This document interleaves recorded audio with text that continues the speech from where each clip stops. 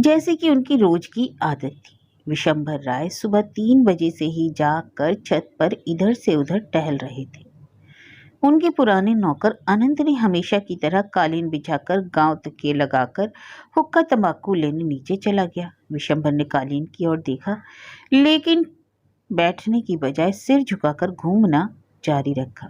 पास में ही राय खानदान के काली मंदिर की सीढ़ियों से लगी निर्मम गंगा कलकल करके बह रही थी। जहां गहरे आसमान में शुक्र तारा अपनी चमक बिखेर रहा था, वहीं जैसे इस आकाशीय चमक की होड़ में लगाने का प्रयास कर रहा हो, निकट ही नव धनाढ्य ठेकेदार गांगुली बाबू के भव्य आवास में स्थित घंटाघर के ऊपर लगा तेज चमकता बल्ब, जहां गांगुली आवास की विशाल चार दीवारी और अनेक विद्युत बल्बों से अंधेरे में चमचमा रही थी, वहीं राय साहब के उजाड़ पड़े विशाल महल में नीचे मात्र एक पेट्रोमैक्स जैसे टिमटिमाता हुआ उनकी माली हालत बयान कर रहा था। यह देखकर राय साहब के चेहरे पर वितृष्णा और शर्मिंदगी के भाव उभर आए। तभी घंटाघर के विशाल घड़ियालों ने टन टन करके 3 घंटे बजाए। पिछले 200 वर्षों से गांव में सिर्फ राय परिवार ही था जिसके यहाँ घड़ियां हर समय घंटे की सूचना दिया करती थी, परंतु अब ऐसा नहीं था। राय महल का घंटाघर अब कबूतरों के आवाज के अलावा कुछ नहीं बचा रह गया था। राय साहब अपनी आदत के अनुसार ही शुक्र तारे के चढ़ने के साथ ही स्वतः जाग जाते थे। अभी तो चिड़ियों की चहचहाट भी शुरू होने में काफी समय था। बसंत की इस अलसाती सुबह में बस मंद मंद शीतल पवन जैसे सरसराता हुआ कानों में मधुर संगीत गुनगुनाता हुआ बह रहा था, परंतु बसंत तो जैसे राय साहब के घर में बरसों पूर्व ही रूठ गया था। बचे कुचे वृक्षों में अब फल नहीं आते थे, फूलों ने अब उगना सुगंध फैलाना बंद कर दिया था। सामने फैला विशाल उजाड़ बागीचा जैसे एक समय समृद्धता और यश के प्रतीक राय रियासत के खोए हुए वैभव और वंश समाप्त हो जाने की दास्तान सुना रहा था। नीचे पासी अस्तबल से एक घोड़े के हिनहाने की आवाज आई। अनंत अब हुक्का लेकर आ चुका था। उसने इसे कालीन पर तकिए के पास रख दिया और धीरे से बुलाया, हुजूर। विशंभर की जैसे तंद्रा टूटी हो। आहिस्ता चलकर वे झुककर कालीन पर बैठ गए और एक तकिए को अपनी बाह के नीचे रख लिया। उन्होंने अनंत के बढ़े हुए हाथ से पाइप ले लिया। तभी नीचे से फिर घोड़े के हिनहिनाने की आवाज आई। धीरे से हुक्के का कश खींचते हुए राय साहब बोले, मुचकुंद अब खिलना शुरू हो गए हैं, आज से मुझे शरबत के साथ देना। अनंत ने सिर खुजाते हुए कहा, हुजूर अभी थोड़े कच्चे हैं। घोड़े की खींच भरी हिनहनाहट फिर सुनाई दी। राय साहब ने गहरी सांस लेते हुए थोड़ा क्रोधित होकर कहा, ये निताई को आजकल क्या होता जा रहा है? लगता है जैसे जैसे बुढ़ा होता जा रहा है वैसे वैसे इसको नींद अधिक आने लगी है। जाओ जाओ उसे जाकर जगाओ। देख नहीं रहे तूफान कैसा अधीर हो रहा है। जहाँ रियासत के वैभव के दिनों में अनेक घोड़े 9 अस्तबलों की शोभा बढ़ाते थे, वहीं एक अकेला एक घोड़ा तूफान ही बचा था। वृद्धावस्था पर पहुंचने के पश्चात भी तूफान अभी भी पूरी शक्ति से अपने मालिक की वैसी ही सेवा करने में सक्षम था जो वह 25 सालों से करता आ रहा था। उसी मालिक विशंभर राय की उन दिनों से सेवा जब वे खूबसूरती और साहस की मिसाल युवा और साहसी घुड़सवार हुआ करते थे। वाह क्या आलम था जब आसपास के क्षेत्र के लोग एक सजीले लंबे चौड़े कदावर बदन के पगड़ी पहने नौजवान को ऊंची कदकाठी के सफेद घोड़े पर हवा के माफिक छलांगे लगाते हुए देखते थे। तब विस्मय से ठिठक बरबसी उनके मुंह से निकल जाता था, वाह क्या नौजवान है, क्या घोड़ा है, कौन है ये सजीला युवक? तब स्थानीय व्यक्ति गर्व से बताते थे, अरे ये तो हमारे राजा है श्रीमान विशंभर राय। पूरी रियासत में ही नहीं, आसपास की रियासतों में भी इनके जैसा कोई दूसरा शिकारी नहीं। शेर का शिकार तो जैसे इनके लिए खेल की तरह है। आगंतुक की आंखें धूल का गुबार उड़ाते अब दूर निकलकर नजरों से ओझल हो चुके घुड़सवार और घोड़े का पीछा करते हुए सम्मान के भाव से विस्मित हो जाती थी। उनके मुख से निकलता था, वाह क्या जोड़ी है, आज तक ऐसी कभी नहीं देखी। इसी तरह प्रत्येक सुबह तूफान अपने मालिक को अपनी पीठ पर बैठाकर मीलों घुमाकर लाता था, परंतु पिछले 2 वर्षों से जब से गांगुली बाबू ने रियासत की एकड़ पर एकड़ भूमि को हड़पना शुरू कर रियासत के एक बड़े हिस्से को अपने कब्जे में कर लिया था, तूफान के मालिक ने बाहर निकलना और सवारी करना बिल्कुल ही बंद कर दिया। बड़ा दुख होता था देखकर कि साइस निताई रोज खाली पीठ तूफान को पैदल ही टहलाने ले जाता था। राय साहब के दीवान वृद्ध तारा प्रसन्न ने एक बार कहा भी, क्या इस तरह अपनी घूमने फिरने की आदतों को, जिससे आपका व्यायाम भी होता था, एकदम से छोड़ देना आपके स्वास्थ्य के लिए बुरा नहीं है? दीवान तारा प्रसन्न की अपने मालिक की आंखों से आंखें मिलाने की हिम्मत नहीं हो रही थी। राय साहब ने धीरे से कहा, शर्म आनी चाहिए तुम्हें तारा प्रसन्न। अनंत जाने के लिए जैसे ही मुड़ा, राय साहब ने उसे पुकारा, रुको। पीछे मुड़ते हुए अनंत हाथ जोड़कर खड़ा हो गया। राय साहब ने कहा, कल मुझे निताई बता रहा था कि तूफान को पूरी खुराक नहीं मिल रही है, क्या यह सच है? अनंत ने अटकते हुए उत्तर दिया, इस साल फसल अच्छी नहीं हुई, इसलिए तारा बाबू ने हमें कहा। हुक्के के 2-3 कश जल्दी जल्दी खींचते हुए राय साहब बोले, तूफान तो फिर काफी कमजोर और दुबला हो गया होगा। अनंत ने कहा, नहीं नहीं हुजूर, ऐसा तो नहीं। उस समय ठहर कर राय साहब बोले, तुम तूफान को पूरी खुराक दोगे, समझे? मैं तारा प्रसन्न से कह दूंगा, ध्यान रहे। अब जाओ और निताई को जगाओ। अनंत नीचे चला गया। मसनद पर झुकते हुए राय साहब ने आसमान की तरफ नजर उठाई। बगल ही में कालीन पर हुक्का रखा हुआ था। एक के बाद एक सितारे आसमान से गायब होते जा रहे थे। ख्यालों में डूबे हुए राय साहब ने अपनी चौड़ी छाती को सहलाते हुए टटोला, 1-2 यही तो वे 2 पसलियां हैं जो तूफान को पहली बार सवारी करने के चक्कर में टूट गई थी। क्या तगड़ा और रौद्र रूप लिए जानवर था, एकदम जंगली। कोई व्यक्ति, कोई प्रयास उस घोड़े को नियंत्रित नहीं कर सकता था। उसे शांत अगर कोई करता था तो वह था संगीत।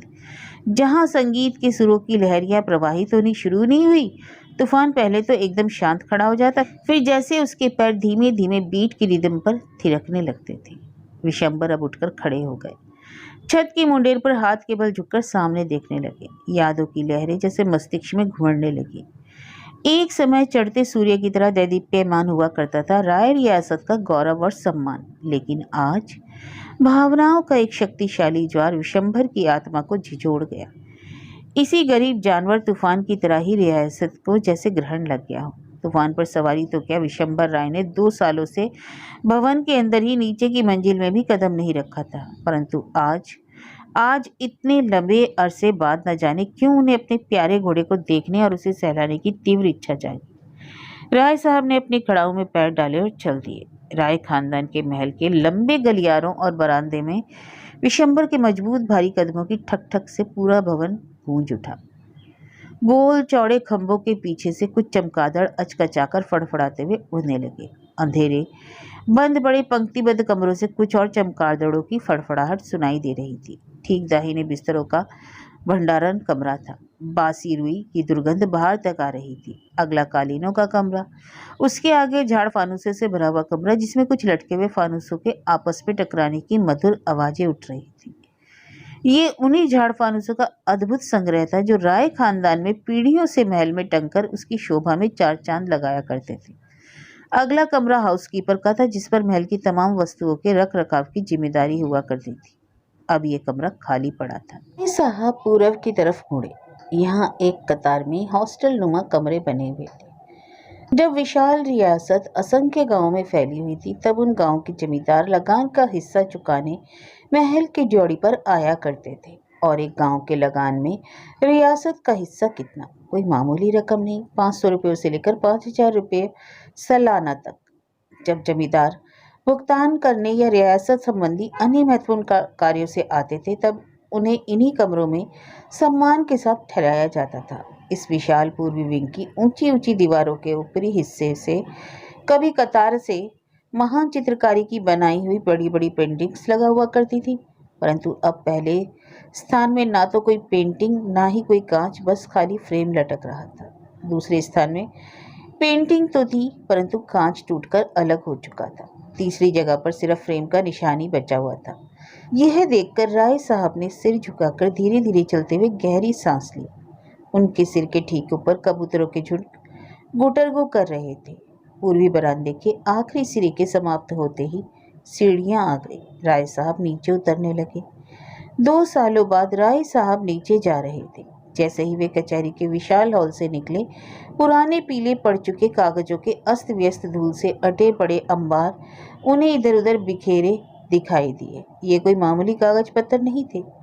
राय खानदान की 7 पुश्तों के हिसाब किताब के बही खाते थे।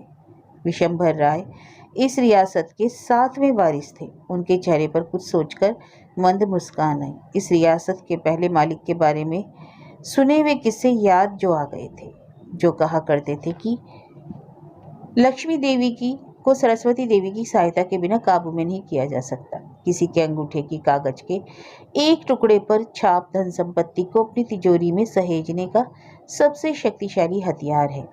अपने बही खातों को, हिसाब किताब को व्यवस्थित रखोगे तभी इस भूमि पर राज कर सकोगे, वे कहा करते थे। रियासतदार बनने के पहले वे मुर्शिदाबाद के नवाब के मुख्य खजांची जो हुआ करते थे। वही खाते अब भी थे, लेकिन क्या था? मात्र कागज के टुकड़े, कलम भी थी, दवात भी, स्याही भी। परंतु धन की देवी लक्ष्मी जैसे राय खानदान से शीघ्रता में रूठ कर जा चुकी थी, और वह भी एक बाल बराबर की संपदा को छोड़।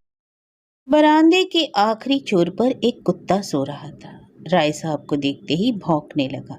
राय साहब उसकी ओर देखे बिना ही आगे अंधेरे में बढ़ते रहे। कुत्ते ने तुरंत भौंकना बंद कर दिया और पहले तो राय साहब के पैरों के चारों तरफ चक्कर लगाने लगा और फिर पीछे पीछे दुम हिलाता चलने लग गया। शायद बाहर सड़क का कोई कुत्ता था जिसने उजाड़ पड़े इस महल को अपनी शरण स्थली बना लिया था। बरामदा पार करते ही दाईं ओर विशाल गौशाला थी और बाईं ओर अस्तबल।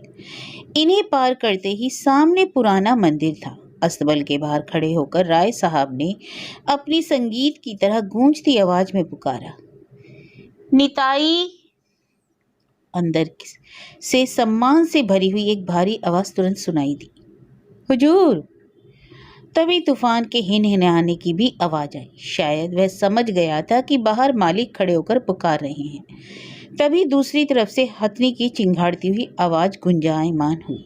राय साहब ने धीरे धीरे चलते हुए अस्तबल के अंदर प्रवेश किया और तूफान के सामने जाकर रुक गए। तूफान बार बार बच्चों की तरह सिर हिलाते हुए अपने माथे को राय साहब के हाथ में रगड़कर धीमे धीमे आवाजें निकालने लगा, जैसे अपने प्रिय मालिक को बहुत समय बाद देखकर शिकायत कर रहा है। राय साहब ने हौले से तूफान का सिर सहलाया और कहा, कैसे हो बेटा? तूफान की आंखों में आंसू छलकने लगे। वह और जोर जोर से अपना सिर राय साहब के हाथों में रगड़ने लगा। वहीं सामने की तरफ हथनी जैसे बेचैन हुई जा रही थी। ऐसा लग रहा था जैसे अपनी जंजीर को तोड़ खूंटे से उखाड़ देगी। मोहब्बत रहमत ने अपने मालिक की आवाज़ सुन ली थी। वह हथनी के बगल में खड़ा होकर धीमी शिकायत जैसी आवाज़ में बोला, हजूर, हजूर, मिस्ट्रेस किसी भी पल अपनी जंजीर उखाड़ देगी। हथनी को सभी प्यार से मिस्ट्रेस कहकर बुलाते थे। जब वह राय साहब की माँ के मायके से उनके साथ दहेज के रूप में इस खानदान में आई थी, तब उसका नाम मोती था। एक बार क्या हुआ, विशंभर के पिताजी ध्यानेश्वर जब जंगल में शिकार करने गए तब अचानक एक चीता कहीं से उन पर झपटा था।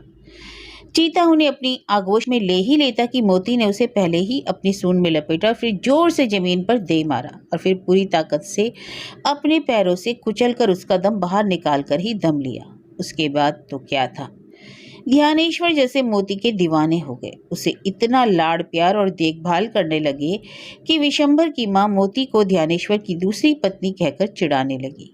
कहने लगी, ये तो राजा साहब की मिस्ट्रेस है। तभी से मोती का नाम बदलकर मिस्ट्रेस हो गया। परिवार के मुखिया की जान बचाने के फलस्वरूप मिले सम्मान में उसे आज भी मिस्ट्रेस ही कहकर पुकारा जाता है। महावत रहमत की शिकायत के बाद जैसे ही राय साहब ने मिस्ट्रेस की तरफ कदम बढ़ाए, तूफान और जोरों से हिनहिनाने लगा, जैसे राय साहब का उधर जाना उसे पसंद नहीं आ रहा हो। राय साहब ने प्यार से पुचकारते हुए कहा, क्या हुआ तुम्हें मिस्ट्रेस? मिस्ट्रेस ने तुरंत अपनी सूंड राय साहब की तरफ बढ़ा दी, जैसे उनसे अपनी पीठ पर बैठने का आग्रह कर रही हो। पहले यही तो करते थे। वह उसकी सूंड आगे बढ़ाते ही लहराकर उसी के सहारे उसकी पीठ पर बैठ जाया करते थे। राय साहब ने सूंड सहलाते हुए प्यार भरी आवाज में कहा, अभी नहीं मिस्ट्रेस, फिर कभी। मिस्ट्रेस जैसे समझ गई। उसने अपनी सूंड धीरे से राय साहब के कंधे पर रख दी और चुपचाप खड़ी हो गई। राय साहब ने पुकारा, निताई, जरा तूफान को घुमाने के लिए बाहर तो निकालो। निताई घबराया हुआ सा बोला, हुजूर, अब उसने आपको देख लिया है। मेरे साथ तो बिल्कुल ही जाने से रहा तूफान। राय साहब ने जैसे सुना ही नहीं। वे वैसे ही मिस्ट्रेस की सूंड सहलाते हुए बोले, बड़ी प्यारी हो तुम, अच्छा लग रहा है ना? राय साहब को अपने इन दो प्यारे जानवरों के बीच बड़ी शांति का एहसास हो रहा था। सुकून मिल रहा था कि अचानक ही वातावरण की शांति को भंग करती तेज म्यूजिक बैंड की आवाज़ें गूंजने लगी। राय साहब ने मिस्ट्रेस की सूंड को कंधे से नीचे करते हुए कहा, अरे, ये बैंड की आवाज़ें, तेज आवाज़ें कहाँ से आ रही हैं? निताई धीमी आवाज़ में बोला, गांगुली बाबू के पुत्र का जन्मदिन है आज। राय साहब ने कहा। तूफान के पैर बैंड की आवाज सुनकर अपने आप थिरकने लगे। राय साहब यह देखकर मुस्कुराए। मिस्ट्रेस के गले में लटक रही घंटी से भी टन टन की आवाजें आने लगी। प्रांगण को पार करते हुए राय साहब ने वापस अंधेरे महल में प्रवेश किया। उन्हें बहुत वर्षों पूर्व का स्मरण हो आया कि कैसे जब महल में संगीत की सुरलहरियां प्रतिदिन सुबह उठा करती थीं, तो एक तरफ तूफान और दूसरी तरफ मिस्ट्रेस झूमना शुरू कर देते थे। वे सीढ़ियों से ऊपर आए और आवाज दी, अनंत, हुजूर, तारा प्रसन्न को कहो मुझसे आकर मिले। राय साहब ने पुनः चौकी पर बिछे कालीन पर आसन ग्रहण किया। तभी वृद्ध दीवान तारा प्रसन्न आकर उनके निकट सम्मान दर्शाने की मुद्रा में खड़े हो गए। राय साहब, सुना है आज महिम गांगुली के पुत्र का जन्मदिन है? जी सरकार। तब तो मुझे भी निमंत्रित किया होगा गांगुली बाबू ने? जी सरकार। एक सोने की गिनी तश्तरी में रखकर भेंट स्वरूप भिजवा दे। तारा प्रसन्न बाबू, कांसे की तश्तरी में। तारा प्रसन्न खामोशी की मुद्रा में खड़े रहे। राय साहब के आदेश का प्रतिवाद करने का साहस नहीं था, लेकिन वह जानते थे कि यह ठीक नहीं हो रहा था। राय साहब, गिन्नी आप मुझसे ले लें। तारा प्रसन्न चले गए। राय साहब खामोशी से बैठ गए। अनंत ने आगे बढ़कर हुक्के में ताजी तंबाकू भरी और पाइप को आगे बढ़ाते हुए कहा, हुजूर। राय साहब ने पाइप लिया, एक कश लगाया और धुआं छोड़ते हुए बोले, अनंत, मिस्ट्रेस का हौदा, घंटियां और दूसरी साज सज्जा का सामान भंडार से बाहर निकलवा। तारा बाबू गांगुली के पुत्र के जन्मदिन समारोह में हमारी ओर से शिरकत करने के लिए पूरी शान शौकत से जाएंगे। राय खानदान की पहली 3 पीढ़ियों ने खूब धन संपदा जमा की थी। चौथी पीढ़ी ने तो रियासत पर किसी तरह राजा की तरह शासन किया, परंतु 5वीं और 6ठी पीढ़ियों ने उससे कहीं अधिक संपत्ति उड़ाना शुरू कर दिया जितनी उनके पुरखों ने कमाई थी। दोनों पीढ़ी के राजा सामंतशाही और अय्याशी में ऐसे डूबे कि कर्ज के दलदल में धीरे धीरे गहरे धंसते चले गए और परिणाम वही हुआ जो अवश्यंभावी था। 7वीं पीढ़ी के विशंबर राय के सामने उनकी न सिर्फ वैभव लक्ष्मी साथ छोड़ गई, बल्कि कर्ज के अथाह सागर में उनको डुबा भी गई। शायद विधाता को इतना जुल्म करके भी संतोष नहीं हुआ जो 7वीं पीढ़ी उत्तराधिकारी विहीन थी और राय खानदान का वंश वृक्ष विशंबर के साथ ही समाप्त हो जाना निश्चित था। ऐसा नहीं कि राय साहब इस मामले में पहले से ही अभागे थे। राय साहब की सुंदर पत्नी, एक पुत्र और एक छोटी पुत्री भी थी। छोटा मगर भरा पूरा सुखी परिवार था राय साहब का। राय साहब विशंबर के पुत्र के जनेऊ का समारोह बड़े धूमधाम और मनयोग से मनाया जा रहा था। राय साहब ने कर्ज लेकर भी इसमें खर्च करने में कोई कसर नहीं छोड़ी थी। तभी हैजे की महामारी ने अपना रौद्र रूप दिखाते हुए इससे उनकी पत्नी, पुत्र, पुत्री और अनेक रिश्तेदारों को काल कलवित कर लिया और छोड़ दिया तो बस विशंभर राय को सिर झुकाए तिल तिल मरने के लिए। शायद ये कहना सही नहीं होगा कि राय साहब अब स्वयं मौत की प्रतीक्षा कर रहे थे अथवा नहीं कर रहे थे। भीषण पीड़ा को प्रकट न करते हुए उसे पी जाना उन्हें भली भांति आता था। तभी तो शायद उस दिन भी उन्होंने अपने सम्मान को झुकने नहीं दिया जिस दिन प्रीवी काउंसिल का आदेश आया कि सारी रियासत का स्वामित्व अब ब्रिटिश सरकार के हाथ में चला जाएगा। अन्यथा क्यों राजप्रसाद में इतनी मौतों के पश्चात भी नृत्य की, घुंघरुओं की, संगीत के वाद्य यंत्रों की आवाजें गूंजती रहती? क्यों शीशे के लटकते चमचमाते फानूसों की रोशनी में शराब की महक के साथ समारोह आयोजित किए जाते रहते? क्यों मिस्ट्रेस की पीठ पर बैठकर शिकार पार्टियों के जंगलों में पूरे लाव लश्कर से जाती रहती? सब ठीक ही चल रहा था कि अचानक प्रीवी काउंसिल का आदेश आया और राय साहब की पूरी संपत्ति और जमीन एक झटके में चली गई। रह गया तो बस ये महल और कुछ फ्री होल्ड भूमि के गांव की जमींदारी। इन्हें काउंसिल जब्त नहीं कर सकती थी। राय साहब के बुद्धिमान पुरखों की कागजी चौकसी के चलते ये भवन और फ्री होल्ड जमीनें किसी तरह बच गईं। इन्हीं बची कुछ जमीनों की आय ही थी जिससे मंदिर के भोग, तूफान और मिस्ट्रेस का भोजन, रहमत तथा अन्य कर्मचारियों के वेतन की व्यवस्था होती थी। हर महीने के शुरुआत में रिश्तेदार अभी भी आते थे और आसपास के गांव के लोग जो पहले प्रजा कहलाते थे अपना सम्मान प्रकट करके जाते थे। राय साहब का आवास अभी भी राजमहल के नाम से और स्वयं राय साहब राजा साहब के नाम से पुकारे जाते थे। परंतु यह सब एक आदमी को बिल्कुल पसंद नहीं था। वह था सम्मान और वैभव में राय साहब के साथ ईर्ष्या की भावना रखने वाला नवधनाढ्य माहिम गांगुली। शायद इसलिए उसने उजाड़ और जगह जगह से भरभराते हुए महल के ठीक पीछे अपना विशाल आलीशान बंगला बनवाया। विलासिता की मिसाल और चटक रंगों से चमकने के बावजूद कोई भी उस बंगले की तरफ देखना पसंद नहीं करता। ना जाने कैसा आकर्षण था कि हर आदमी की निगाह उजाड़ महल की ओर ही उठती।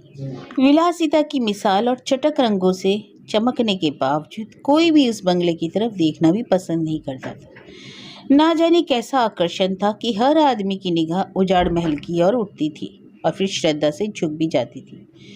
अभी भी लोगों की निगाह में गांगुली की नई चमचमाती महंगी कार के मुकाबले बुढ़ी होती हथनी मिस्ट्रेस के लिए अधिक सम्मान की भावना थी। इसलिए कोई आश्चर्य की बात नहीं थी कि जलन के मारे गांगुली इस महल को ढहा कर धूल में मिलाने का उत्सुक रहता था। उसे हमेशा कसमसाहट होती थी कि क्यों उस जैसे धन संपदा के स्वामी अमीर व्यक्ति के मुकाबले आसपास के लोग दरिद्रता के चरम को छूने वाले राय साहब को अधिक सम्मान की दृष्टि से देखते हैं। जैसे ही मिस्ट्रेस को महसूस हुआ कि उसको नए वस्त्रों और घंटियों से सजाया जा रहा है, उसका तो सिर जैसे गर्व से झूमने लग गया। घंटियां अविरल बजनी शुरू हो गई।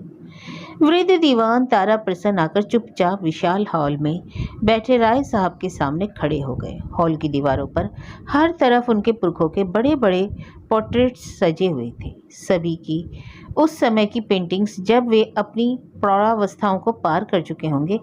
यह तो पेंटिंग से साफ पता चलता था कि वे सब अपनी चढ़ती आयु में कुछ अधिक ही धार्मिक प्रवृत्तियों के हो गए होंगे। राय साहब एक के बाद एक पेंटिंग्स पर नजर दौड़ाते थे। तारा प्रसन्न को सम्मुख खड़े पाकर राय ने अपने नौकर को आवाज दी, अनंत, मेरी संदूकची तो लाओ जरा। जैसे ही अनंत संदूकची लाया, अपने हाथ में लेकर उसमें से उन्होंने एक चाबी निकाली और नजदीक ही रखी सेफ को खोला। सेफ के लगभग सभी खाने खाली थे। सिर्फ नीचे के खाने में 2-3 छोटे छोटे बॉक्स रखे हुए थे। राय साहब ने सावधानी से उनमें से एक बॉक्स निकाला। बहुत सुंदर नक्काशीदार बॉक्स, उनकी स्वर्गीय पत्नी के गहनों का बॉक्स। धीरे से उस बॉक्स का ढक्कन खोला उन्होंने। ये बॉक्स भी लगभग खाली ही था। बस एक ही गहना था इसके अंदर, माथे की झूमर जैसी बिंदिया। यह बिंदिया राय खानदान की पुश्त दर पुश्त सासने नई बहू को दी जाती रहती थी। नई बहू के राय खानदान में स्वागत की निशानी होती थी ये बिंदिया। इसी झूमर बिंदिया के बगल में एक छोटे से खाने में सोने की कुछ गिन्नियां पड़ी हुई थी। ये भी राय साहब की पत्नी की ही थी। इनमें से कुछ उनकी पत्नी को राय साहब की मां ने उपहार स्वरूप दी थी और कुछ राय साहब ने ही समय समय पर अपनी युवा पत्नी सुंदर पत्नी को दी हुई थी। राय साहब ने उनमें से उठाकर एक गिन्नी अपनी मुट्ठी में रखी और बॉक्स को बंद कर दिया। उस स्वर्ण गिन्नी को उन्होंने तारा प्रसन्न की ओर बढ़ाया, जिसे तारा प्रसन्न ने ले लिया और बिना एक भी शब्द बोले वहां से निकल गए। इसके तुरंत बाद ही मिस्ट्रेस की घंटियों की मधुर आवाज आनी प्रारंभ हो गई। राय साहब उठकर बाहर छत पर आकर देखने लगे। मिस्ट्रेस का चमकता हुआ चौड़ा माथा चमक रहा था। आज उसे धोकर अच्छी तरह तेल से चमकाया गया, फिर चंदन और उसके बीच सिंदूर लगाया गया था। सुबह की उस खूबसूरत बेला में गर्व से मदमद सजी धजी मिस्ट्रेस झूमती हुई पूरी शान शौकत से दीवान साहब तारा प्रसन्न को अपनी पीठ पर बैठाए हुए महल के बाहर जा रही थी।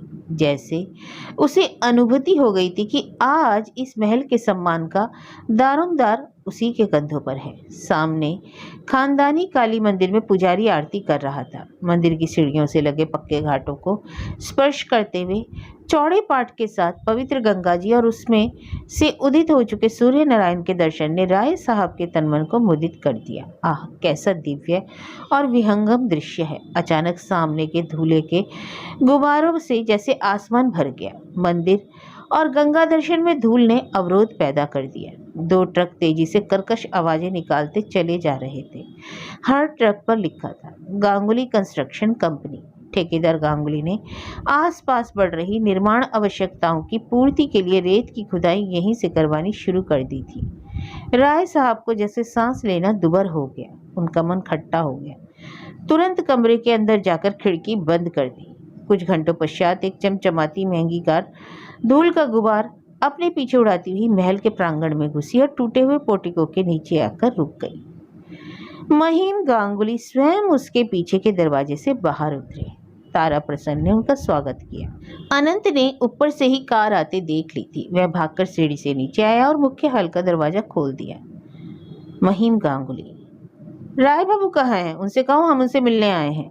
गांगुली की कई पीढ़ियां गांव में ब्याज पर पैसा उठाने वाले महाजनी का व्यापार करती आ रही थी। महिम गांगुली के पिता जनार्दन गांगुली भी विशंबर राय को हमेशा हुजूर कहकर ही संबोधित करते आए थे। दीवान तारा प्रसन्न को गांगुली का राय साहब को राय बाबू कहकर बुलाना बिल्कुल पसंद नहीं आया, लेकिन तारा प्रसन्न ने सहज तरीके से मुस्कुराते हुए उत्तर दिया, हुजूर तो अभी झपकी ले रहे हैं, आराम फरमा रहे हैं। महिम गांगुली, जाओ उनको जगा दो। तारा प्रसन्न फिर मंद मुस्कुराए और बोले, हम में से किसी में इतना साहस नहीं है गांगुली बाबू जो हुजूर को जगा सके। आप मुझे अपना संदेश दे दे, जैसे ही वे जागेंगे मैं तुरंत आपका संदेश उन तक पहुंचा दूंगा। महिम बेताब होकर बोले, अरे कोई संदेश नहीं है, मैं तो बस उनसे मिलने ही आया था। तभी अनंत चांदी की ट्रे में चांदी के ही गिलास में शरबत लेकर आ गया। उसे गांगुली की ओर बढ़ाया। गांगुली ने गिलास उठाकर अनंत से पूछा, क्या वे जाग गए हैं? हाँ, अनंत ने कहा, और उन्होंने आपको ऊपर बुलाया है। महिम ने एक ही सांस में बड़े गिलास से का शरबत खत्म किया और फिर मुंह को सिल्क के कुर्ते की बाह से पहुंचते हुए कहा, आह बड़ा स्वादिष्ट था। किस चीज का शरबत है ये? अनंत ने झूठ बोलते हुए, काशी से कोई खास मसाला मंगाया था हुजूर ने, ना मुझे ठीक ठीक पता नहीं है। महिम गांगुली ऊपर स्थित कमरे में प्रवेश करते ही बोला, अरे राय बाबू, क्या हुआ आज सुबह? आप आए नहीं? तारा प्रसन्न को भेज दिया, मैं आपकी प्रतीक्षा ही करता रहा। धीमे से मुस्कुराते हुए राय साहब बोले, आइए पहले आसन ग्रहण कीजिए, फिर बात करते हैं। महिम, राय बाबू, मैं साफ कहूँगा मुझे बहुत बुरा लगा कि आप आए नहीं। राय साहब पुनः मुस्कुराए और बोले, आशा है आप इस वृद्ध की गलती को क्षमा करेंगे। मेरे मित्र, अब मैं बुढ़ा हो गया हूँ और अपनी दिनचर्या में बाहर आना जाना मुझे कष्टकर लगता है। महिम, चलिए सुबह के आपके ना आने को तो भूलने के लिए तैयार हूँ, लेकिन शाम को तो आपको आना ही पड़ेगा, इसलिए मैं खुद आपको निमंत्रित करने भागा आया हूँ। राय साहब ने हुक्के का कश खींचने के बहाने प्रश्न को टाल दिया। महिम गांगुली ने अपनी बात को चालू रखा, मैंने खास तौर पर लखनऊ से नृत्य और संगीत मंडली बुलाई है। यहाँ आसपास अकेले आप ही पार्की हैं जो उनके संगीत की सही तारीफ कर सकते हैं। राय साहब कुछ देर और बिना बोले शांति से हुक्का गुड़गुड़ाते रहे और कुछ समय पश्चात हुक्के को एक तरफ सरकाते हुए कहा, महिम, आजकल मेरी तबीयत थोड़ी ठीक नहीं चल रही, छाती में दर्द सा बना रहता है जिससे मैं थोड़ा असहज सा महसूस करता हूँ। महिम थोड़ी देर चुपचाप रहे, फिर बोले, ठीक है राय बाबू, फिर मैं चलता हूँ। मुझे शहर जाकर अंग्रेज अधिकारियों को साथ लेकर आना है, उन सबको भी मैंने आमंत्रित करके जो रखा है। राय साहब, कृपया बुरा मत मानिएगा। महिम ने कमरे के बाहर कदम रखा, लेकिन दरवाजे पर आकर ठिठक कर खड़े हो गए और घूमकर बोले, राय बाबू, घर की खराब स्थिति की ओर तो देखिए, कैसा खस्ता हाल हो रहा है। क्या आप नहीं सोचते कि इसे मरम्मत की आवश्यकता है? कोई कुछ नहीं बोला। थोड़ी देर बाद अनंत ने गांगुली बाबू को नीचे की तरफ इशारा करके कहा, इस तरफ हुजूर। गांगुली भवन की शोभा देखते ही बनती थी। डांस स्टेज तो बिजली की झालरों से चमचमा रहा था। बड़े बड़े बांस के खंभों को फूल पत्तियों से सजाकर उन पर चमकीली सजावट की गई थी। उड़ती हुई झालरें हवा में स्पंदन पैदा कर रही थी। जमीन पर बैठने वालों के लिए मोटे मोटे कालीनों पर झकझकाती सफ़ेद चादरें बिछी हुई थी। वहीं मैदान में एक तरफ कतारों में कुर्सियां लगी हुई थी। थोड़ी दूरी पर ही महिलाओं के अलग से बैठने की व्यवस्था थी। कार्यक्रम 8 बजे प्रारंभ हुआ था। जहां तबला और शहनाई वादक अपने अपने साजों की ट्यूनिंग कर रहे थे, वहीं 2 महिलाओं ने मंच पर प्रवेश किया। घाघरा और चुनरी पहने इनकी सुनहरी पोशाकें देखते ही बनती थी। जैसे ही वे मंच पर बैठी, लोगों के मुंह से आह निकल गई। सभी एकदम शांत एकटक उनके सौंदर्य को अपनी आंखों से देखने लगे, जैसे कि उनका रसपान करने लगे। वाह, लगता है जैसे अप्सराएं स्वर्ग से उतर आई हों, किसी ने कहा। संगीत वादन प्रारंभ हो गया। पहली पंक्ति में ही महिम गांगुली बीच के सोफे पर महत्वपूर्ण अतिथियों के साथ बैठे हुए थे। मंच पर उपस्थित दोनों तवायफों में से उम्र में कुछ बड़ी दिखने वाली तवायफ मंच के बीच आकर बैठ गई और एक शास्त्रीय गान प्रारंभ किया। जैसे ही राग शुरू हुआ, कालीन पर बैठे कुछ श्रोताओं में से अचानक फुसफुसाहट जैसी आवाजें आने लगी। एक दो लोगों की हंसी मजाक करते हुए, कुछ को हंसते हुए सुना गया। नौकर लोग तुरंत उनके पास जाकर बोले, श आप सब शांत रहें अभी। और जैसे ही गाना समाप्त हुआ, महिम गांगुली ने जोर जोर से वाह वाह की। दिख रहा था कि गाने की प्रशंसा से अधिक अन्य लोगों को दिखाने के लिए वह प्रशंसा हो रही थी कि मुझे कितनी समझ है गायन की। गायिका के चेहरे से स्पष्ट झलक रहा था कि उसको गांगुली की ये हरकत नागवार गुजरी है। मंच पर अपनी जगह वापस जाकर उसने कम उम्र तवायफ के कान में कुछ फुसफुसाया और उसे मंच के मध्य जाने का इशारा किया। ये वाली महिला उठकर खड़ी हुई, मंच के मध्य पहुंचकर झुककर सबको आदाब किया और अपनी नृत्य कला का प्रदर्शन प्रारंभ कर दिया। थोड़ी ही देर में ऐसा जबरदस्त समा बंधा कि जैसे मंच पर बिजली की किरणें एक तरफ से दूसरी तरफ कौंध रही हैं। पहले तो सभी विस्फारित नेत्रों से नर्तकी का कमाल देखते रहे, परंतु थोड़े ही समय के बाद लोगों की सराहना के साथ साथ नर्तकी के ऊपर सभा में बैठे सम्मानीय लोग तक उठ उठकर नोटों की जैसे वर्षा करने लगे। चांदी के सिक्कों का मंच पर उछालने लगे। गायन और नृत्य का ये अद्भुत प्रदर्शन खूब देर चला। पता ही नहीं चला कि कब पूरी रात इसी तरह गुजर गई। अंत में महिम गांगुली ने बड़ी महिला को बुलाकर कहा, सभी लोग आपसे बहुत खुश हैं, आप बड़े दयालु हैं हुजूर। महिला ने झुककर आदाब किया और कहा, हाँ, ये गांगुली की दयालुता नहीं थी और क्या था। जिस मंडली को उन्होंने 3 रातों के लिए ही प्रदर्शन के लिए बुलाया था, उसे पूरे 5 रातों तक ठहरने और अपनी कला के जलवे बिखेरने का आग्रह किया। रुपए पैसों की चिंता मत करना, जितना तुम लोग मांगोगे उससे अधिक ही मिलेगा, गांगुली ने कहा। आखिरी दिन जब मंडली जाने को तैयार थी, तब महिम गांगुली ने बुलाकर कहा, अब जब तुम लोग इधर तक आ ही गए हो तो यहाँ एक विशंभर राय हैं, लगे हाथों उनसे भी मिलते हुए जाओ। संगीत और नृत्य कला के बड़े पारखी हैं और साथ ही दौलतमंद भी। वे न सिर्फ तुम्हारी कला की तारीफ करेंगे, बल्कि शायद तुम्हें अपने महल में कला प्रदर्शन का अवसर भी दे दें। दरअसल गांगुली का असली मंतव्य तो राय साहब की वर्तमान आर्थिक हालत जानते समझते हुए उन्हें विषम परिस्थिति में डालना था। बड़ी उम्र की तवायफ ने कहा, सरकार, हमने खुद उनकी कला की उत्कृष्ट परख और महानता के बारे में कई किस्से सुन रखे हैं। हम जरूर राय साहब के महल में जाएंगे और उनके दर्शन का सौभाग्य प्राप्त करेंगे। जैसे ही मंडली राय महल में पहुंची और बताया कि हमें गांगुली बाबू ने भेजा है, वृद्ध दीवान तारा प्रसन्न के गुस्से का पारावार न रहा। वे तुरंत भाग गए कि ये उनके मालिक का अपमान करने की महिम गांगुली की चाल है। उन्होंने कहा, मालिक की अभी तबीयत ठीक नहीं है, तुम लोग जाओ, अभी नृत्य और संगीत के लिए समय देने की स्थिति में नहीं है वे। बड़ी तवायफ ने कहा, यदि राजा साहब के दर्शन हो जाते तो? नहीं नहीं, बिल्कुल संभव नहीं, तारा प्रसन्न ने कहा। तवायफ, कोई बात नहीं सरकार, हमारा दुर्भाग्य।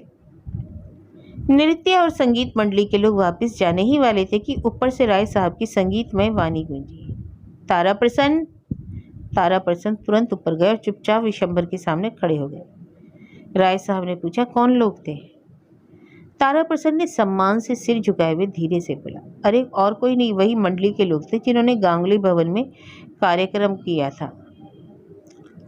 राय साहब, और तुम उन्हें बिना बख्शिश दिए खाली हाथ ही वापस भेज दे रहे हो? अचानक पीछे से आवाज आई, सलाम हुजूर। देखा तो बड़ी वाली तवायफ सीढ़ियां चढ़कर ऊपर तक आ गई और अब विशंभर राय के सामने खड़ी थी। राय साहब को अच्छा नहीं लगा कि कोई उनकी अनुमति के बगैर ही ऊपर तक आ जाने की हिम्मत करे, परंतु तवायफ के अनिंद्य सौंदर्य ने जैसे उनके गुस्से की आग को तुरंत ठंडा कर दिया। फिर से झुककर आदाब करते हुए तवायफ बोली, अपनी इस गुलाम की खता माफ़ करें हुजूर, मुझे आपकी अनुमति के बिना शायद ऊपर नहीं आना चाहिए।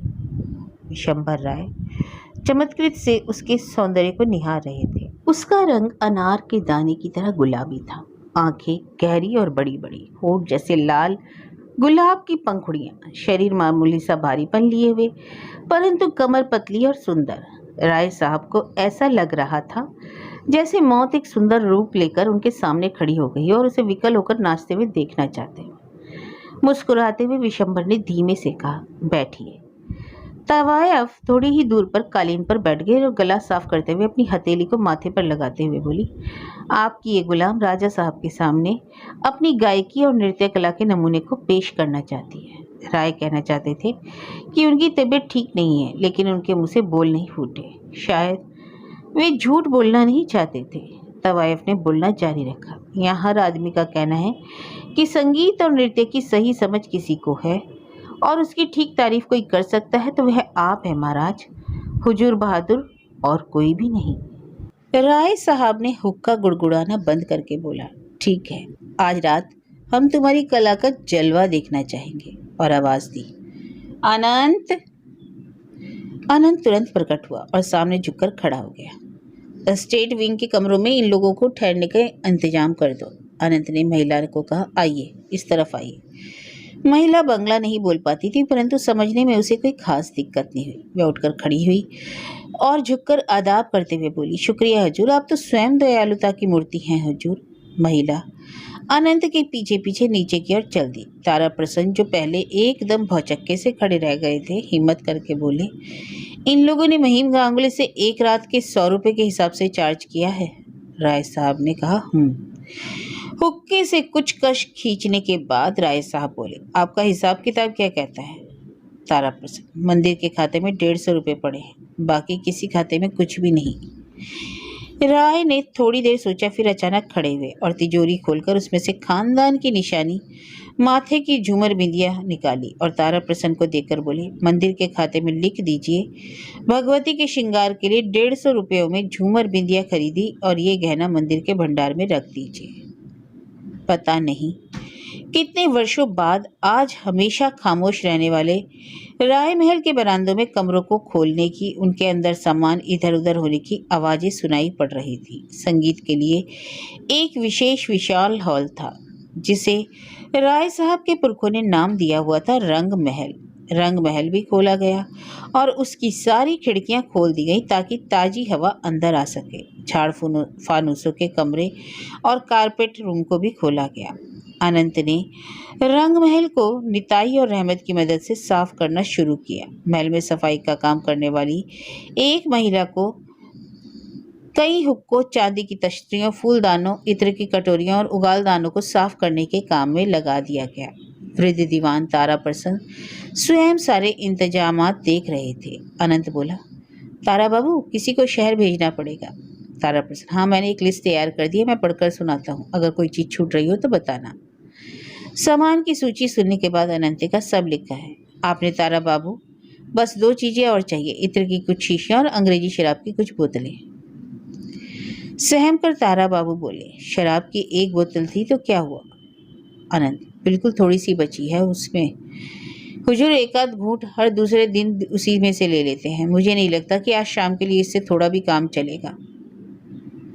तारा प्रसन्न चिंतित देखने लगे, पर मैं शराब खरीदने किसको भेजूं? पैदल अभी जाकर शाम तक लौटना नामुमकिन है। अनंत, निताई तूफान को लेकर जा सकता है। निताई, मैं हुजूर की आज्ञा के बिना कैसे जा सकता हूँ? तारा प्रसन्न ने कहा, ठीक है, मैं अभी उनसे बात कर लेता हूँ। विशंभर राय अपने बिस्तर पर लेटे हुए थे। तारा प्रसन्न को देखते ही बोले, आओ तारा बाबू, मैं आपको ही बुलाने वाला था। ऐसा करिए, महिम गांगुली के घर चले जाइए और उनको मेरी ओर से निमंत्रित कर दीजिए आज रात के लिए। गांव के दूसरे प्रतिष्ठित लोगों के यहाँ भी निमंत्रण भिजवा दें, परंतु गांगुली के यहाँ आप स्वयं जाएं। तारा प्रसन्न ने कहा, जैसी आपकी आज्ञा। राय साहब, रहमत को कहें मिस्ट्रेस को निकाले, आप उस पर बैठकर ही गांगुली के यहाँ जाइए। तारा प्रसन्न ने कुछ पल प्रतीक्षा की, फिर कहा, हमें निताई को तूफान के साथ शहर भेजना पड़ेगा। ठीक है, भेज दीजिए। कुछ क्षण बाद राय साहब बोले। थोड़ी देर में तूफान की खुशी की भरी हिनहिनाहट सुनकर राय साहब खिड़की पर आकर देखने लगे। महल के पिछले हिस्से की सड़क, जो शहर की ओर जाती है, देवदार के वृक्षों से घिरी हुई थी, अब तूफान की हुंकारों और टापों से गूंज रही थी। थोड़ी ही देर में निताई को अपनी पीठ पर बिठावे कुलाचे भरता तूफान धूल के गुबार के पीछे गायब हो गया। इसी के तुरंत बाद ही मिस्ट्रेस के गले की घंटियों की आवाजें आनी प्रारंभ हो गई। राय साहब ने खिड़की से उसकी पीठ पर लदे हौदे में तारा प्रसन्न को महल के बाहर जाते देख संतुष्टि भरी नजरों से देखा।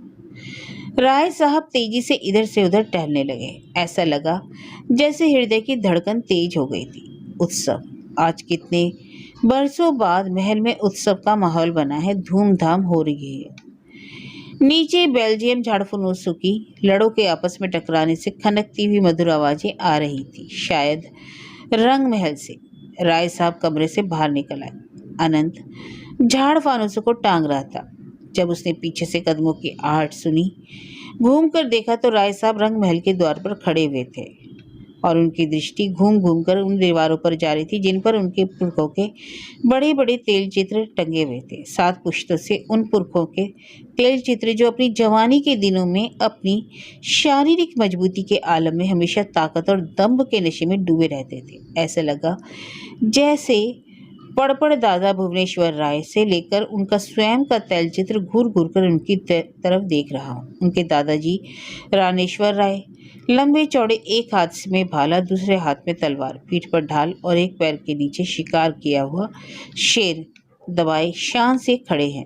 पिता ध्यानेश्वर ऊंचे रतन जड़ित सिंहासन पर विराजमान, बगल में बाईं ओर हथिनी मिस्ट्रेस बैठी हुई थी। दाईं ओर बालक विशंभर राय तूफान पर एकदम तीर की तरह तनकर बैठे हुए थे। खानदान की चमक इसी रंग महल में पीढ़ी दर पीढ़ी अपनी शान बिखेरती रही है। ढेर सारी यादें राय साहब के मस्तिष्क में उमड़ घुमड़ करने लगी। परदादा रावेनेश्वर राय खानदान से पहले ऐसे व्यक्ति थे जो मौज मस्ती, गाने बजाने और नृत्य देखने के शौकीन थे। उन्होंने ही इस विशाल हॉल नुमा कमरे रंग महल का निर्माण करवाया था। परंतु दुर्भाग्य संगीत कार्यक्रम की पहली रात्रि का ही आयोजन था जब रानेश्वर की पत्नी और इकलौते पुत्र की मृत्यु हो गई। उसके बाद इस कमरे का ताला खोलने की किसी की हिम्मत नहीं होती थी। शायद इसी दुखद घटना के साथ ही राय खानदान का वंश समाप्त होने की विधाता ने घोषणा कर दी।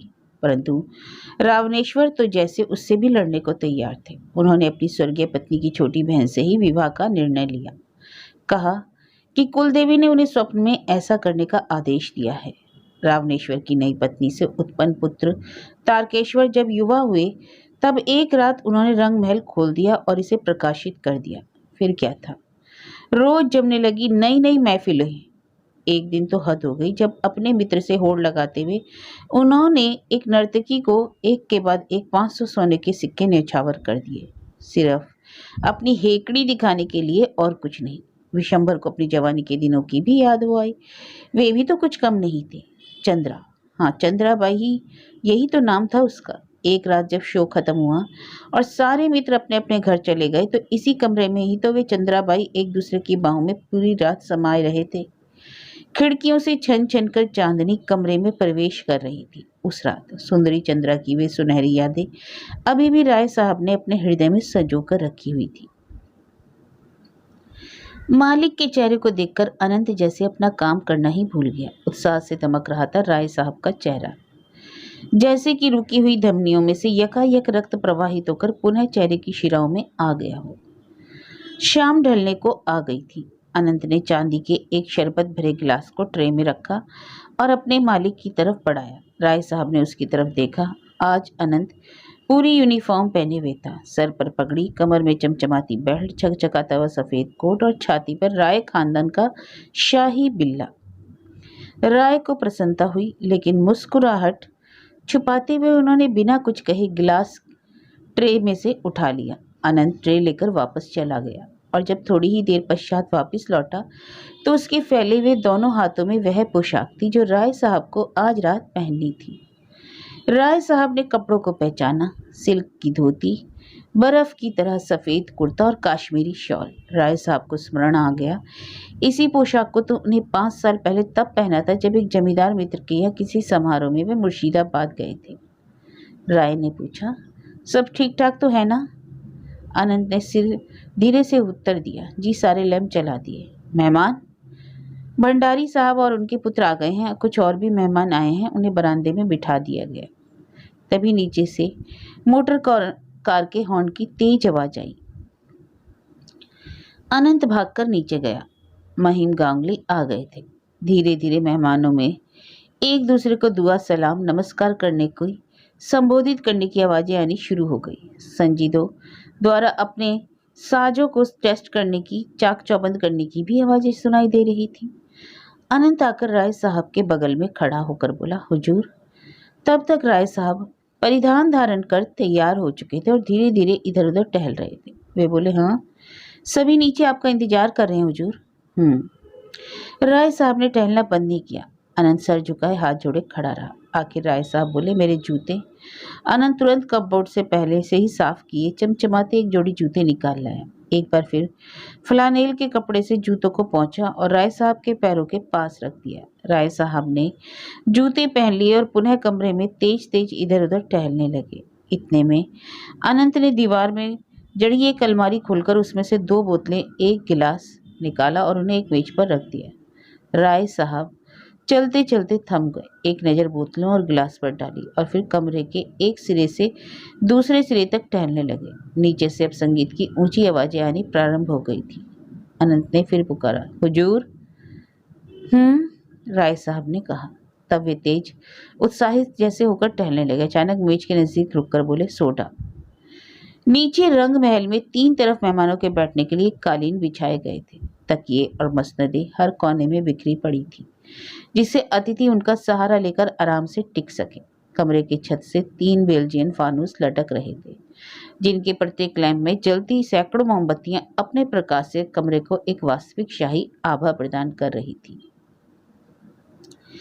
दीवारों पर जड़े लैंप शैडो में भी मोमबत्तियां लगा दी गई थी। हालांकि फानूसों और दीवारों के कई लैंपों में शेड नहीं थे, इसलिए मंद बहती बहती हवा उनमें से किसी किसी को बुझा देती थी। दीवारों पर अनेक जगह रोशनी से बनी कालीक जैसे खानदान की गुर्बत की कहानी की तरफ इशारा कर रही थी। हालांकि शो शुरू हो चुका था, लेकिन अभी रवानगी पकड़ने में देर थी। संगीत के नोट्स और रिद्म के पुष्प जैसे अभी खिलने की तैयारी कर रहे थे। 40 से 50 उपस्थित अतिथि परस्पर धीमे धीमे बात कर रहे थे। जो धूम्रपान के इच्छुक थे वे एक दूसरे को हुक्के सरका रहे थे। दोनों तवाइफें हॉल के बीचों बीच शांति से प्रतीक्षारत बैठी हुई थी और किसी की तो इस समय सिर्फ महिम गांगुली की ऊंची आवाज सुनाई दे जाती थी। लैंपों की तरफ इशारा करते हुए गांगुली ने कटाक्ष किया, अरे देखो देखो, एक के बाद एक लैंप बुझते चले जा रहे हैं। किसी ने उनकी इस बात की टिप्पणी नहीं की। महिम ने जोर से चिल्लाकर कहा, ओ तारा बाबू। गांगुली की आवाज सुनकर तारा प्रसन्न ठिठक कर दरवाजे के पास खड़े हो गए। महिम गांगुली फिर चिल्लाए, तारा बाबू, क्या तुम्हें दिखाई नहीं पड़ता? एक के बाद एक लैंप बुझते चले जा रहे हैं। हम क्या अंधेरे में यहाँ बैठेंगे? मेरे नौकर और ड्राइवर बाहर कार के पास बैठे हैं। उनसे जाकर कहो हमारे घर से कुछ पेट्रोमैक्स लेकर आ जाएं। तारा प्रसन्न ने कोई उत्तर नहीं दिया। बड़ी तवायफ ने उर्दू में कहा, इस कमरे के लिए तो मुझे ज्यादा रोशनी की जरूरत ही नहीं लग रही। तभी बाहर से आती भारी कदमों की स्पष्ट आहट सुनाई दी।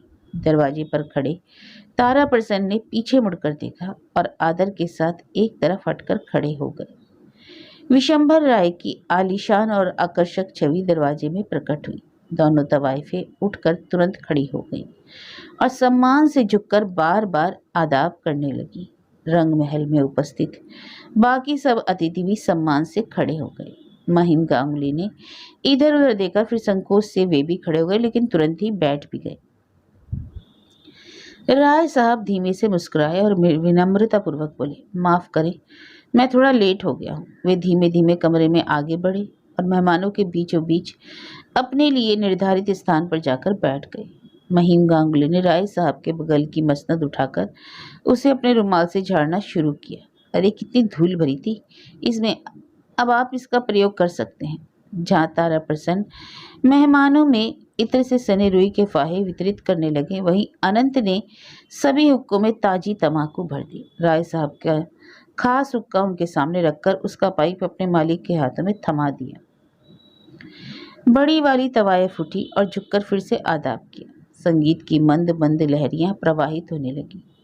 सभी अतिथि विशंभर राय की तरफ देखते हुए पूर्ण शांति की मुद्रा में बैठ गए। राय साहब के नेत्र बंद थे, जैसे संगीत की लहरियों को अपनी आत्मा के अंदर समाने का प्रयास कर रहे हों। उनका सिर एकदम हल्के हल्के झूम रहा था। बायां हाथ उठाकर वे कुशन पर उंगलियों की थाप दे रहे थे, जैसे तबले की बीट का साथ दे रही हों उनकी उंगलियां। राय ने धीमे से अपनी आंखें खोली और मंद मुस्कान के साथ देखा कि तवायफ ने अपना नृत्य प्रारंभ कर दिया था। जहां उसकी करधनी से लटक रही लड़ियां लहरा रही थी और उन पर लगी छोटी छोटी घंटियां अनूठी खनक पैदा कर रही थी, वहीं पैरों में घुंघरुओं की आवाजें वाद्य यंत्रों के साथ रिद्म मिलाते हुए एक अद्भुत आकर्षण बना रही थी। नर्तकी का अपने वस्त्रों को फहराते हुए गोल गोल घूमना, किसी मयूर के सावन के बादलों के घिरने पर अपने पंखों को फैलाकर उन्हें वापस समेटना और फिर फैलाने जैसा अनूठा प्रभाव ला रहा था। राय साहब ने थोड़े समय बाद बस इतना कहा, वाह। राय साहब के वाह बोलते ही वाद्य यंत्र तुरंत रुक गए। नृत्यांगना ने एक आखिरी बार अपने बदन को फहराया और नृत्य रोक दिया। महिम गांगुली खिसक कर राय साहब के एकदम करीब आ गया और बोला, अच्छा था, परंतु एक कमी खल रही है। सभी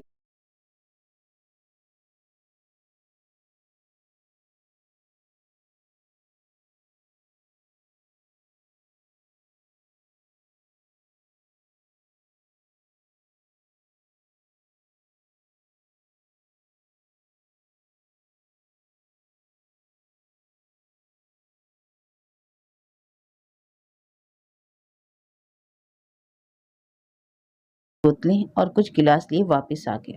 अनंत ने एक ड्रिंक बनाया और गिलास महिम गांगुली के हाथ में थमा दिया, जिसने तुरंत उसे पकड़ लिया। अनंत ने एक और गिलास में ड्रिंक बनाया और दूसरे अतिथियों को पेश किया, लेकिन सभी ने आदर के साथ मना कर दिया। अनंत ने गिलास को राय साहब की तरफ बढ़ाया। उन्होंने गिलास अपने हाथों में ले लिया और पुनः आंखें बंद कर ली।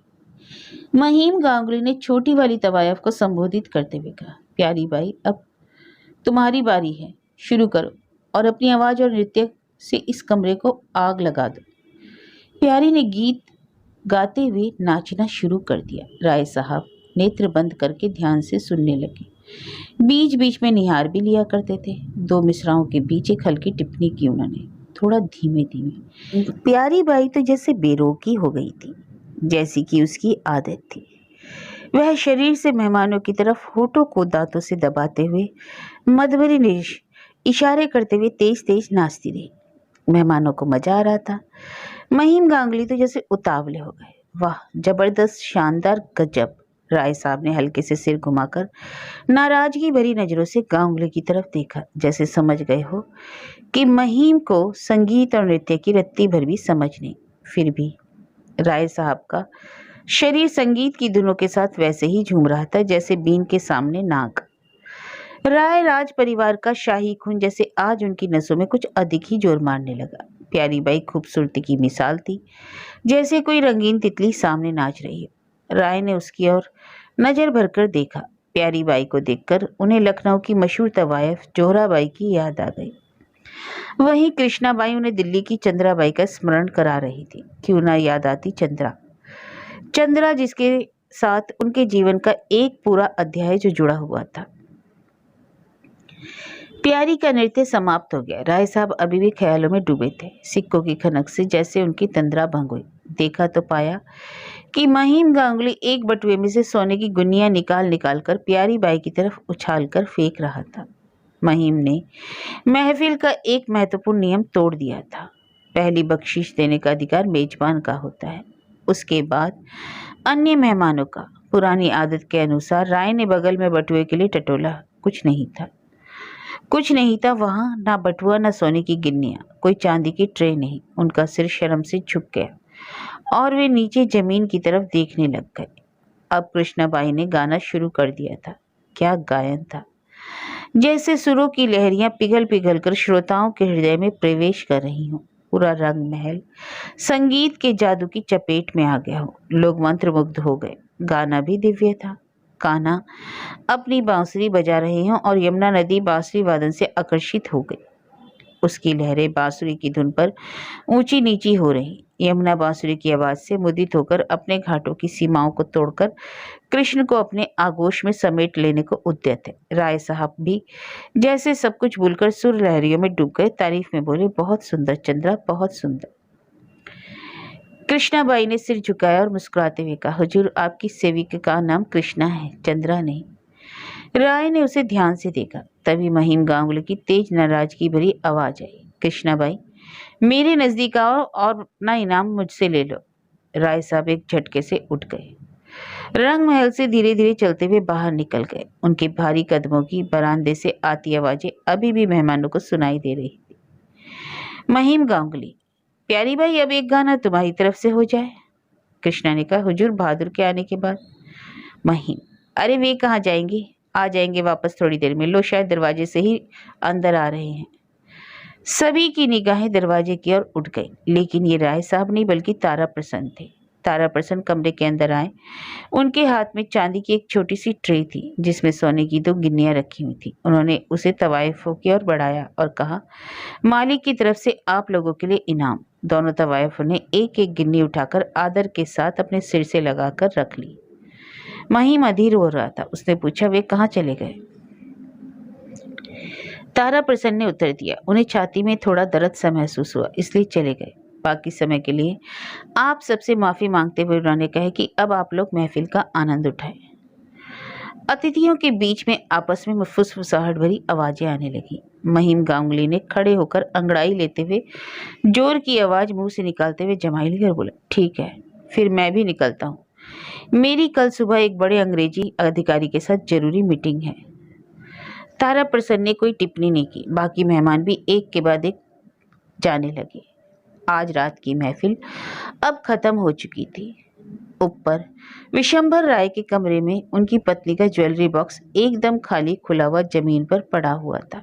राय साहब तेज कदमों से एक कमरे से एक छोर से दूसरे छोर की ओर टहल रहे थे, निर्विकार सिर ऊंचा किए हुए। भले ही अब कुछ नहीं बचा, परंतु उन्होंने राय खानदान की इज्जत तो बचा ली थी। उनका खून जैसे अधिक सोचने के कारण उबल रहा था। शरीर शराब के प्रभाव से झंझना रहा था। उन्हें ऐसा लगा जैसे उनका मन उन्हें बहुत वर्षों पहले लेकर उड़ा चला जा रहा हो। बिना इस बात का एहसास किए कि वे अब क्या करने जा रहे हैं, राय साहब तेजी से कमरे के बाहर निकले, सीढ़ियों से नीचे उतर गए। रंग महल से आती हल्की रोशनी की तरफ उनका ध्यान आकर्षित हुआ। वे अंदर चले गए। रंग महल खाली था। सिर्फ पुरखों के चित्र थे जो ऊंची ऊंची दीवारें से उनकी ओर घूरते से नजर आ रहे थे। विशंभर राय एक खिड़की के पास जाकर खड़े हो गए। बाहर चांदनी छितराई हुई थी। पूर्णमासी का चांद आसमान से लटकता जैसा नजर आ रहा था। मुचकुंद के पुष्पों की तेज परंतु मधुर मदमाती सुगंध शीतल मंद मंद बहती हवा के साथ नथुनों में प्रवेश कर रही थी। पता नहीं किस वृक्ष से एक चिड़िया अपने घोंसले से चहचहाने की मीठी आवाज निकाल रही थी। राय साहब के दिमाग में एक गीत याद आ गया, वह गाना जो चंद्रा ने राग विहाग में खास उनके लिए गाया था, प्रियतम मेरे निकट आओ, मेरे और निकट आओ। राय साहब ने देखा चांद जैसे आसमान में थोड़ा ऊपर चला गया था। कदमों की आहट सुनकर उन्होंने पीछे देखा। अनंत लैंपों को एक एक करके बुझा रहा था। राय साहब ने हाथ उठाकर कहा, रहने दो। अनंत जाने ही वाला था कि राय साहब ने बुलाया, अनंत मेरा इसराज लेकर आना। फौरन अनंत इसराज लेकर आ गया। राय साहब खिड़की के मुहाने पर ही बैठ गए। इसराज को गोद में रखकर पास ही रखी बोतल की ओर इशारा करके बोले, बनाओ। अनंत ने गिलास में विस्की डाली और बाहर चला गया। राय साहब की उंगलियों ने इसराज के तारों को झुककर छुआ और उनकी उंगलियां एक निश्चित अभ्यास के साथ चलने लगी। गहरे अंधकार में डूबा, उजाड़ गिरने की स्थिति वाले विशाल महल को जैसे संगीत की धुनों ने जगा दिया हो।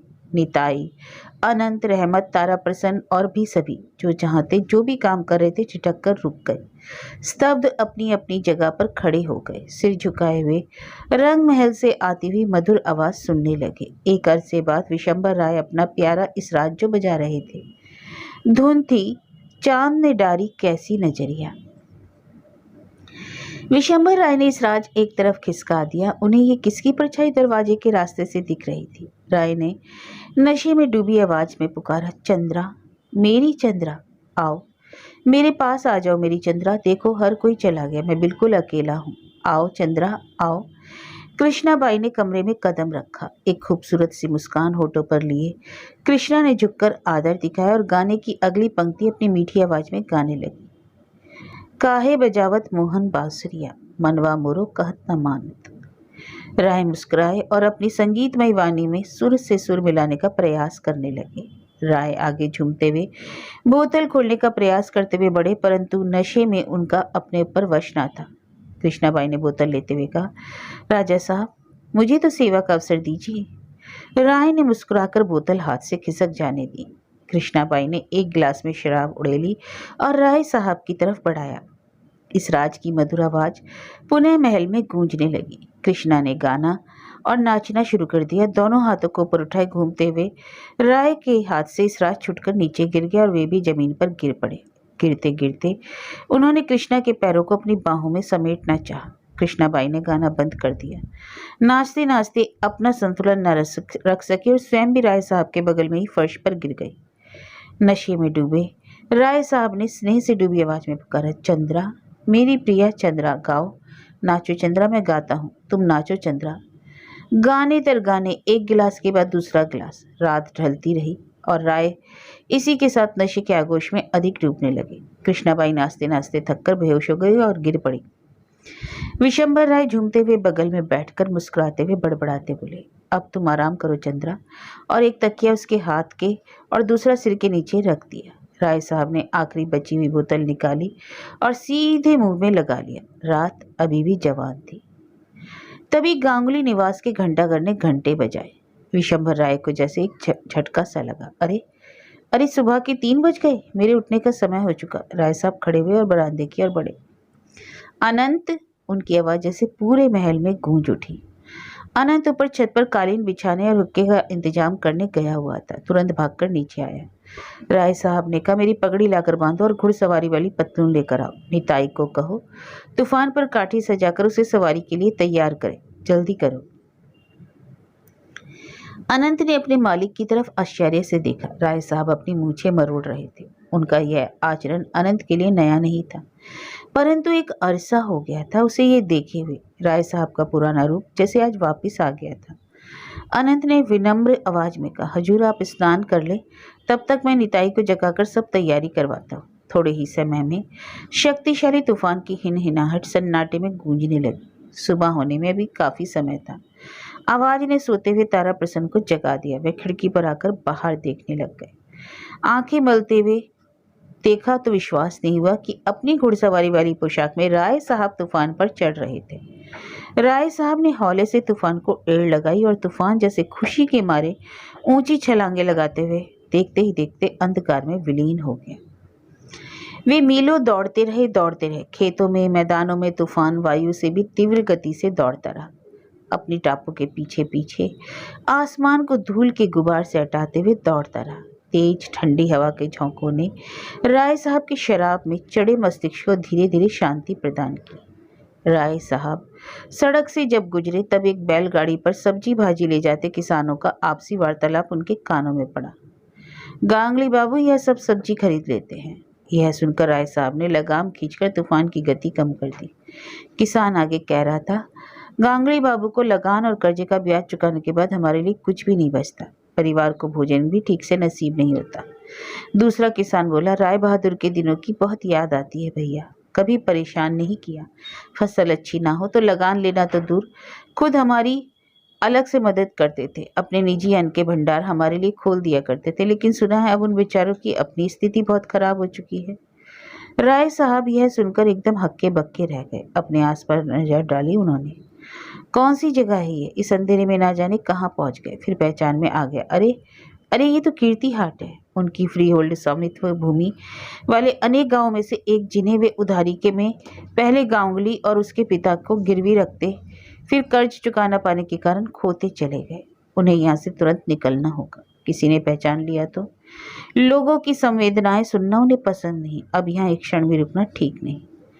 तूफान को उन्होंने वापस मोड़ा और पहले हल्की चाबुक चलाई और तेज भगाने के लिए जोर जोर से चाबुक मारना शुरू कर दिया।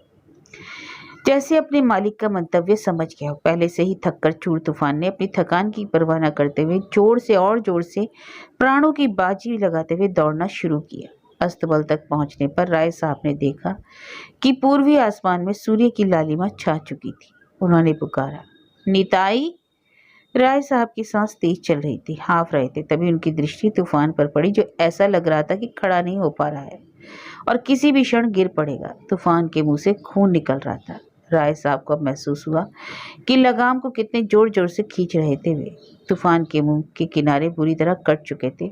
उसके पैर अनियंत्रित होकर तेज तेज कांप रहे थे। अंत में वह खड़ा नहीं हो रह सका और धड़ाम से पृथ्वी पर गिर पड़ा। तूफान अपना सिर भी ऊपर उठाने में अपने को असमर्थ पा रहा था। राय साहब ने झुककर उसका सिर अपनी गोद में रख लिया।